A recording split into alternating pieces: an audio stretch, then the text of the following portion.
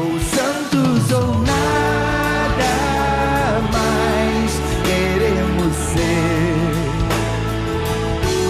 ou santos ou nada. Olá, paz e alegria! Hoje é dia 3 de agosto e vamos conhecer a vida de um beato Marte da Guerra Civil Espanhola, o beato José Guardier e Pujol, um sacerdote santo. O beato José Guardier nasceu em 1879, no dia de São Luís Gonzaga, 21 de junho, e de uma família cristã. A família morava perto de Barcelona e foi educado de uma forma simples, humilde, buscou a sua vocação, entrou no seminário, estudou, tornou-se um sacerdote e foi tendo essa vida de sacerdote, enviado para aqui, enviado para lá, fazendo uma paróquia, cuidando dos seus fiéis, fazendo tudo, como um bom sacerdote. Um dia, passando perto de uma cidade de Rubi, ele teve uma inspiração divina e falou assim: Rubi, Rubi, que alguém possa morar aqui e dar seu sangue por você. Rubi, a gente sabe que é uma pedra vermelha, Então, ele fez uma paródiazinha: Rubi, Rubi, que alguém possa vir morar aqui e dar seu sangue por você. E os jovens que estavam acompanhando falaram assim: mas essa cidade não tem nada que presta. Aí ele diz: ninguém é 100% bom em tudo. Eu sinto esse desejo apostólico. Ficou por aí.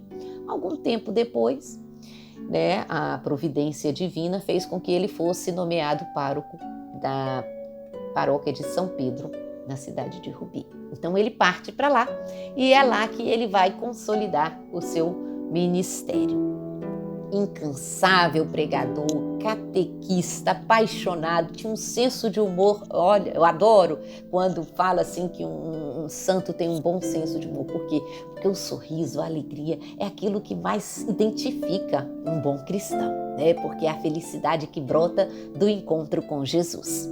E ele tinha essa abertura ao povo. Uma coisa interessante, que às vezes nós fiéis a gente não esquece que os padres têm horários, tem a refeição, tem que dormir, e ele também tinha esse grande problema, que na hora que ele sentava para almoçar, batiam na porta. E aí ele levantava e ia atender: padre, mas aí o pessoal falava assim: mas padre, está na hora do seu almoço. Ele falou: a refeição pode esperar, o fiel não. Então ele tinha, esse grande amor, esse zelo, essa disponibilidade total pelos seus paroquianos. Mas a sua atividade favorita era a catequese. A catequese infantil era aquela atividade que mais dava prazer à sua alma. E ele dizia que a criança, que recebe a primeira Eucaristia é mais feliz que São José. Aí a explicação dela é o seguinte, ele fazia uma analogia com uma maçã. São José carregou Jesus nos braços, Mas as crianças, o que é melhor, você segurar uma maçã ou você comer uma maçã? Então Jesus, ele colocava esse alimento. São José carregou, Jesus nos braços. Mas a gente, quando faz a Eucaristia, quando se alimenta de Jesus na Eucaristia, a gente recebe ele dentro de nós. Então ele fazia essas brincadeiras, essas analogias para cativar e incentivar. Então era um grande homem, E aí começa um tempo de perseguição religiosa. A gente sabe que a Guerra Civil Espanhola, em 1936, resultou em muitos mártires, milhares e milhares de mártires. Mas a perseguição começa aos poucos, vai começando aos poucos. A primeira coisa que foi proibida na sua paróquia era tocar o sino. Quem já foi interior sabe que o sino tem várias formas. Quando é missa, o sino toca de uma forma. Quando é velório, ele toca de outra forma. Quando é procissão, o sino toca de outra forma. Então, a maneira de tocar o sino avisa os fiéis o que vai acontecer na igreja. Então, a primeira coisa que o prefeito fez foi proibir o toque do sino. E o que ele faz? Ele começa a iluminar as janelas da torre do sino. Então, se ele ia celebrar uma missa, ele acendia a luz de uma cor. No dia que era batizado, a luz era branca. Se fosse casamento, a luz era rosa. Se fosse um funeral de uma criança, azul. Se fosse o funeral de um adulto, a luz era roxa. Então, no dia de uma solenidade, era vermelha. E vai assim. Então, cada cor que ele colocava na torre da igreja significava o que ele ia celebrar. Então, a falta do sino, né, ele conseguiu resolver rapidinho, a criatividade. Outras perseguições começaram, não pode a procissão, não pode isso. Aí até o velório, não podia fazer velório cristão, então as pessoas deixavam escrito que ele era cristão, que ele era católico, que ele queria um velório católico, mas as autoridades iam lá, rasgavam o papel e não deixavam fazer o velório cristão. Então, muita perseguição na igreja.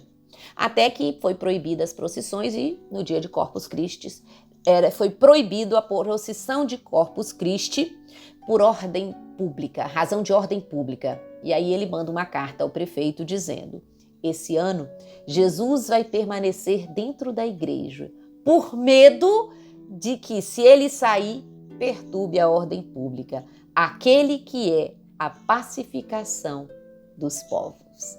Então, né, ele faz essa ironia. Jesus, que é a própria paz, Jesus que veio para amar, é proibido de sair para não perturbar a ordem pública. Então, ele vai obedecendo as regras, mas não deixando de fazer, né, a sua contestação, de dar o seu testemunho. Até que aquela, vamos dizer, perseguição apenas de ritos e de atos se torna uma perseguição sangrenta, se torna uma batalha, se torna uma guerra, né, a Guerra Civil Espanhola. E aí a gente vai ver que avisam a ele e ele diz: não vou fugir porque meu lugar é perto dos meus fiéis. Então ele vai sofrer, né, a invasão da igreja. Ele consegue salvar o Santíssimo Sacramento, a igreja vai ser toda destruída e vai ser incendiados os bancos, vai ser roubadas os objetos sagrados. E esses desordeiros vão fazendo tudo isso até que na manhã, né, quando ele desce de uma manhã, ele desce, né, depois desse tudo isso, ele desce com um balde para tentar apagar um incêndio, mas ele vai ser preso no dia 3 de agosto, e depois, ele vai ser preso antes. No dia 3 de agosto, ele vai ser retirado da prisão, junto com outros 2 fiéis, e vai ser conduzido a uma cidade. E lá, ele vai, né, para ser martirizado. Eram 7 soldados, 6 ficam constrangidos, né? Eram pessoas que o conheciam, eram pessoas que sabiam quem ele era, da sua bondade, e não jogam as armas no chão e não tem força, não tem coragem de atirar nele. Mas o outro, né, o 7º, não tem esses escrúpulos e vai dar um tiro nele e nos seus 2 amigos, 2 fiéis que o acompanhavam. Ele vai morrer no dia 3 de agosto do ano de 1936 e vai ser canonizado, beatificado juntamente com outros 521 mártires da Guerra Civil Espanhola no dia 13 de outubro de 2013. Então, essa é a história do beato José Guardier e Pujol, um pároco santo, um pároco cheio de amor por Jesus, que deu a vida pelo Evangelho. Então, nesse mês de agosto, mês vocacional, que nós rezemos também por todas as vocações sacerdotais. A gente sabe que o dia propício, amanhã, né, dia 4, dia de São João Maria Vianney, mas como não rezar pedindo a intercessão do beato José Guardier e Pujol também pelos nossos sacerdotes, para que sejam homens santos, fiéis ao Evangelho, ao chamado que o Senhor Jesus faz a cada um deles. Beato José Guardiei Pujol, rogai por todos nós.